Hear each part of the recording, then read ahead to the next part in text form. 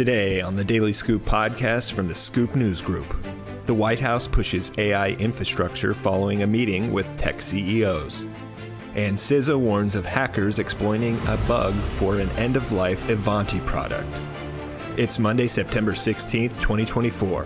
Welcome to the Daily Scoop podcast, where you'll hear the latest news and trends facing government leaders. I'm the host of the Daily Scoop podcast, Billy Mitchell. Thanks so much for joining me. Here are today's top headlines. The White House is pursuing several new efforts meant to advance U.S. leadership on artificial intelligence, announcing last week the creation of a new task force on data center infrastructure and related measures following a meeting with several executives of leading AI and tech companies. The meeting centered on key aspects of the physical infrastructure required to build AI infrastructure in the U.S., including clean energy permitting and workforce requirements, priorities that seemingly echo policymakers' discussions about boosting semiconductor manufacturing.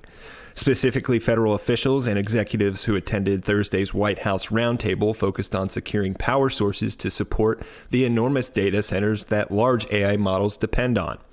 A press release from the White House stated that developing and operating leading AI in the United States is vital for protecting national security and ensuring that AI systems are safe, secure, and trustworthy. Participants also discuss ways to create good-paying jobs for workers, including roles for pipe fitters and electrical workers, and keep energy costs low for consumers.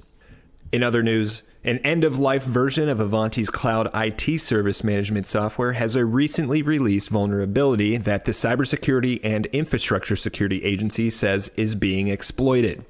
CISA warned that organizations outfitted with Ivanti's cloud service Appliance version 4.6 and below are being targeted by hackers, and the bug has been added to the known exploited vulnerabilities list. The Utah-based company said on Friday that a limited number of customers have confirmed exploitation but did not provide further details.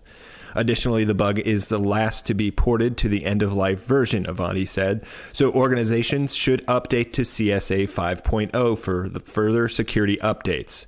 The bug, an OS command injection vulnerability, allows a hacker with admin rights in the software to gain remote code execution of the device.